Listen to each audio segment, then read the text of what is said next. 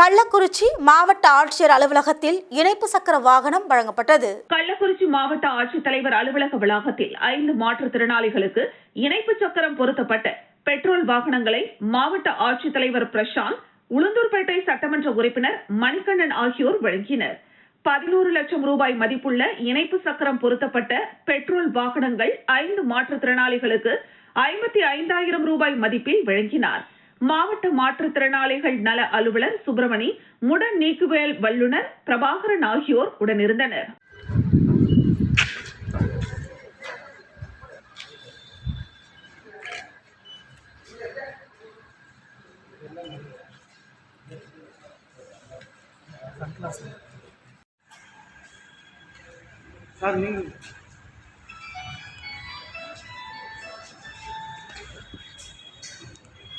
Sir சரிங்க sir.